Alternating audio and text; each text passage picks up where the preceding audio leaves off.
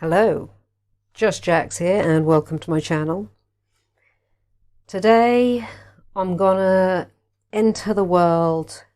Well, I'm already thoroughly in the world, but putting a little splash of it up there on my channel, as I mentioned in the description. I like food, I like baking, so every now and again I will throw out there a little baking video. And I was going to make cheesecake the first thing, like an English cheesecake, because oh my days, I'll eat the whole thing by myself. And it is quite amazing, if I do say so myself. I have had lots of feedback that it is amazing, so it's not just me.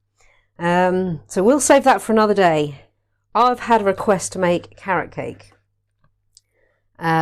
which I did do a few weeks back.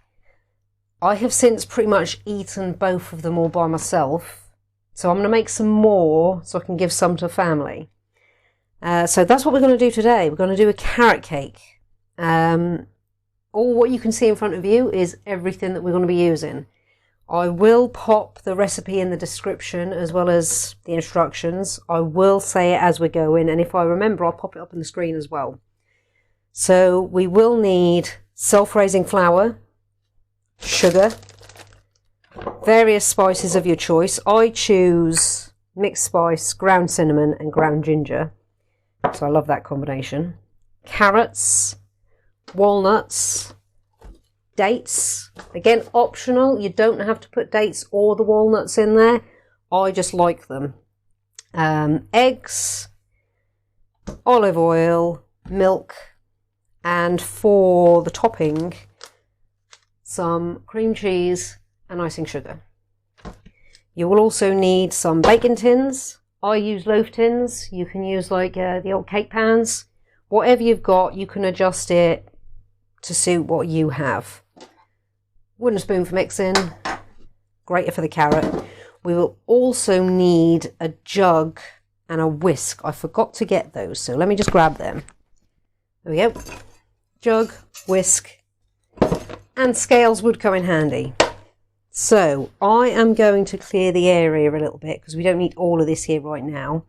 Oh my days. And I got it out but I didn't bring it over here. Greaseproof paper. So all of these bits are going to make this particular recipe will make 2 of these loaf tins of carrot cake. So we don't need all of this here right now. What we're going to do first is line the tins. So everyone will have their own way to do this. This is how I do it. Again, you do what works for you. So get roughly the amount I need.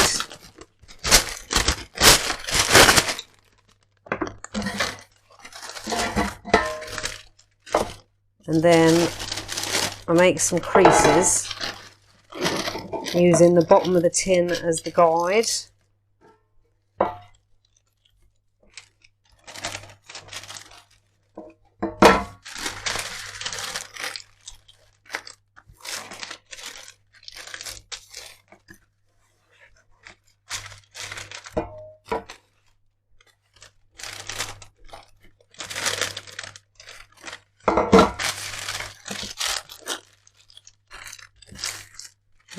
This hasn't got to be perfect. The mixture will hold it down. So I'm going to trim up the edges here because I know we don't need all of that overhang.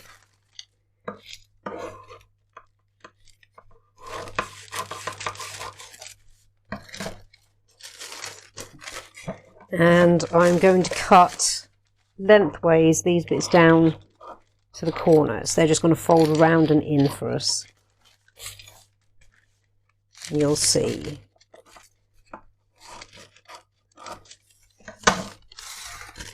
So that's going to go in there, and we'll tuck them round the back. So we've got this.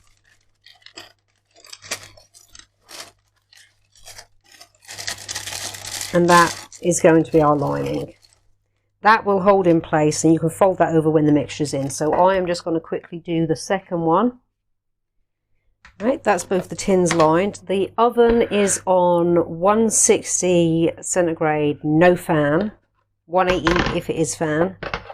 I go with no fan because it tends to cook better when it's that little bit slower. The top will catch rather quickly.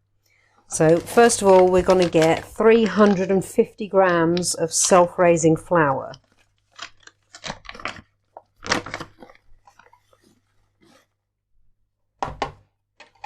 And 325 grams of sugar. Now, I find that a bit sweet personally, so I always go for a little shot. I go for around 300. Soft brown sugar or a combination of soft brown and caster. So that's what I do.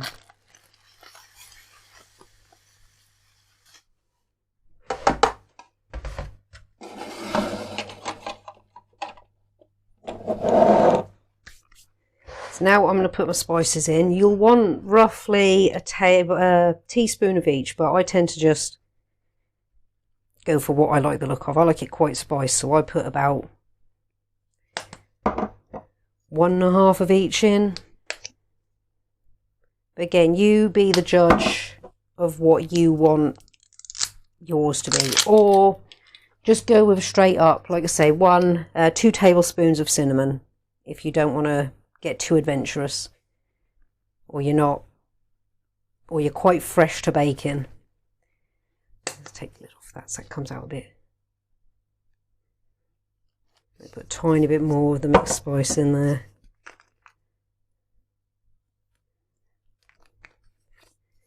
So I'm just going to give that a general stir to begin with. So I'm going to pop that there for the moment. I will get my carrots. Now, it said 250 carrots, so I tend to just weigh them like this. So I know I'm cutting off a piece. So we'll go for like 1.5 with the bits missing. Right. So now we're going to grate them. I use the fine end of the grater because that way you don't end up with massive chunks of carrot. And it'll sometimes, if it's too chunky, your chunks of carrot will catch, and it's just not nice. I find anyway, chomping into a nice bit of cake just to have a big wedge of carrot hit you. Or even worse, a big wedge of burnt carrot. Right, we're not going to want any chunky bits in there, so either give them to your rabbit if you got one, or your dog. Carrot is quite good for them, in moderation of course. So that is the carrot aspect. We'll clean that grater out in a second. I'm going to pop that in there for now, in your dry mix. So next we're going to chop about 100 grams of dates. These are without stones, which is well handy, but since you're chopping them it won't matter. Won't matter. Because you'll come across them as you're chopping them. I tend to chop them into perhaps like 1/6 or 1/4. Make your decision. I do like the Majuli dates, but I couldn't get any of those this time. I don't always have them in the shop, so these ones are Deglet Noir. And I'm going to toss them in now as well, then going to give it another stir. Then we're going to get the wet stuff sorted. So put all that in there. Pop those away and give this a stir.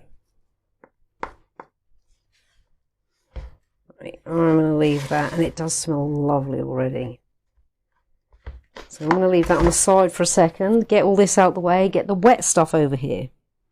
Okay, now for the wet stuff, we're going to go with 150 ml of olive oil and a little, well, 50 ml of milk. I tend to go over just a touch, and 4 medium eggs.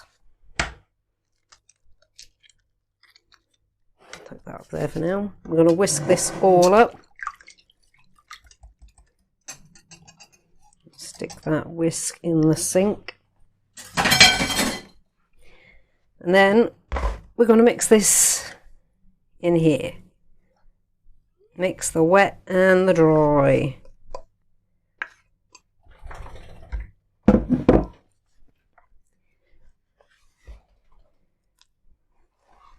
And you can see that carrot is separating from the clumps and dispersing a bit more evenly throughout your mix. Now you want to go until you don't see that flour streak through anymore. So you don't want to over mix it by any measure, but you will see yourselves as you go in, the flour will slowly disappear. Your carrot has all dispersed. Everything's doing what it should.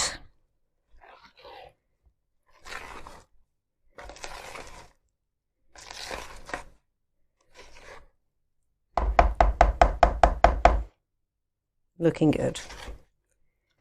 So that's the sort of consistency you're going for.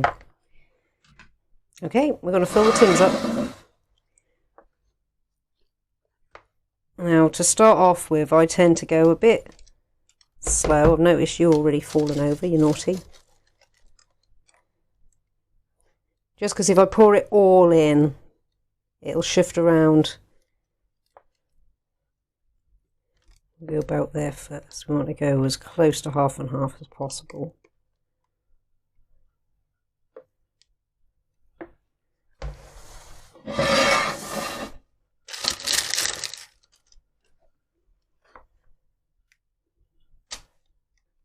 And each one done too bad for an eyeballing.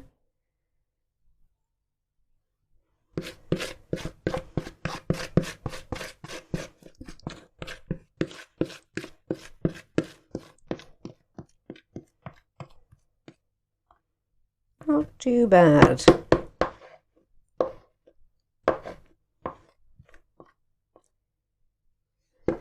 Right. We're going to stick those in the oven for about an hour to an hour and a quarter. Hour 15. I start checking them. I start checking them from an hour onwards. If they are starting to brown too much on the top, get a piece of kitchen foil, stick that over the top and stick them back in the oven, and that'll protect it from catching. So good tip that. So that's what we're going to do, stick them in the oven. And while they're baking, we'll whip up the cream cheese frosting and stick that in the fridge so it can set a touch, because it'll get all loose when you're mixing it up with the icing sugar. But then that'll help bring it back together a little bit. It can just chill in the fridge. I completely forgot the crushed walnuts. They were meant to go in with the dry. Now, I'm going to put about half of this bag in there. And if you don't like nuts at all, you don't have to put any in. One thing that I can say is don't put peanuts in. My mother-in-law recently tried winging it because she couldn't get any walnuts one day. Or any pecans, because she quite likes those in hers. All she had were peanuts. So she deep down, she said herself, she admitted, she said, well, she knew, she was quite sure that just wasn't going to work. They're not the same. They're a very hard nut. Pecans and walnuts are very soft. Even macadamia nuts are soft in comparison to peanuts. So she did it with peanuts, and she ate the cake, bless her, she ate the cake. She was picking out nuts every step of the way because they became little bullets in the cake when it was baked. So that's our crushed walnuts, and that's a nice trick to do it. Get a little bag, little food bag of some such, and a rolling pin. Done. So I'm going to go and put those in the mix, give it a little stir and stick them in the oven. Okay, the carrot cakes are in the oven. So we're just going to whip up the cream cheese frosting. So you're going to want 180 cream for the recipe. You're going to want 180 cream cheese, 180 grams cream cheese, 30 grams icing sugar. I'm making quite a big batch because I really like this. So mine will be about double and then some of that. But also don't, again, like I said before, don't be afraid to make it to taste. So if you want it a little sweeter, add a little more icing sugar. If you want it a little bit more cheesy, head for the more cheesy route. Make it to your flavour, but if you want to just follow the recipe, 180 grams cream cheese and 30 grams icing sugar.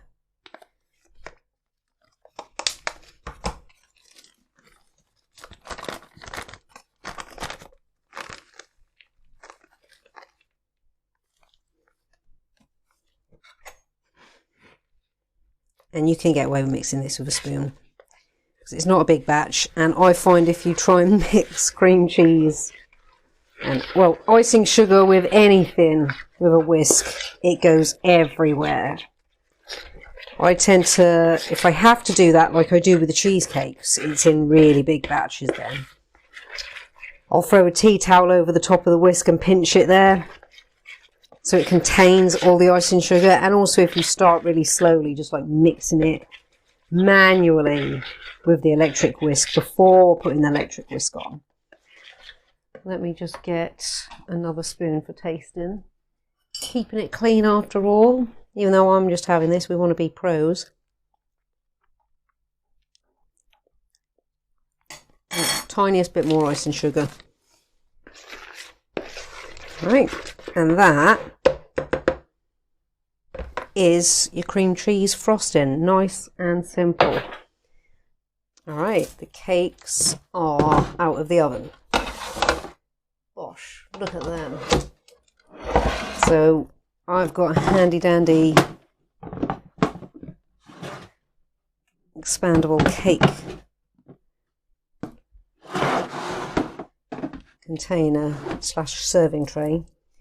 Now I am going to use these skewers as a makeshift rack, so that way my cakes can stay protected and they can cool on the underside. This raises them just enough.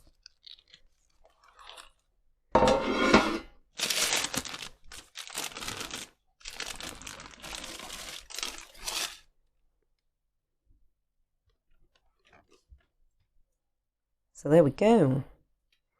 I am going to leave them to cool. When they are cool enough, get these flaky bits off, we're going to come back and do the almost tasty bit of frosting them. Okay, cakes are cool, and we are going to frost them up a treat. And then give them a much deserved taste. This is cream cheese frosting. Now we want to use all of that.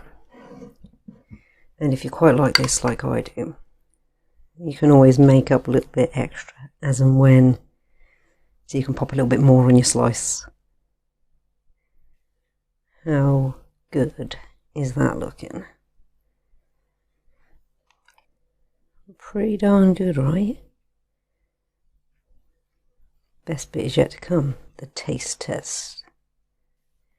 And again, how much you put on is entirely up to you. If you want to run some through the middle, you can. I tend to just, like say, stick a nice fat layer over the top.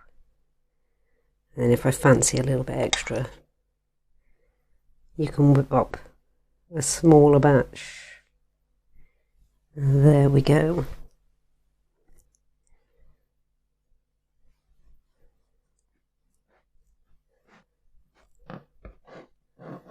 Look at that. Oh my goodness.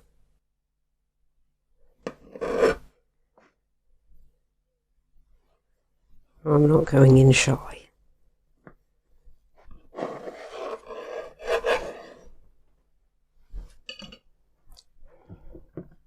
Move this out of the way, swap the camera around so you can see me enjoy a slice, and then thank you all.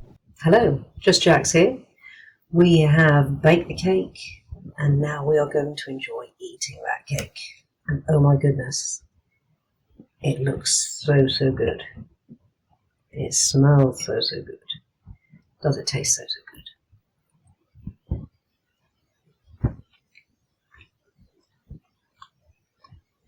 good? That is really good cake. Oh yeah. I will be definitely doing what I said I was going to do. I'm making up a sneaky little extra bit of cream cheese frosting to smother all over it, because I do love that stuff.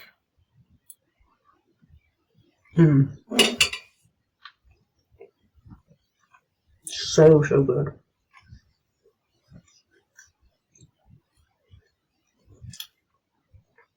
Well, before I continue stuffing my face and enjoying this absolutely tasty cake, I hope if you had a go at doing this, you're at the same point I am right now, where you get to just enjoy it. Oh my days.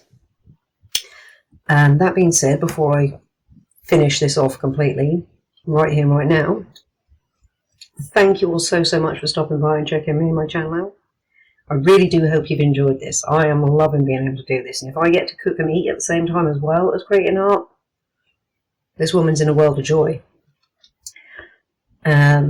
So yeah, in person this time. Like if you like what you see, comment if you've got something to say, and subscribe if you really like what you see and you want to see more and know when it's coming.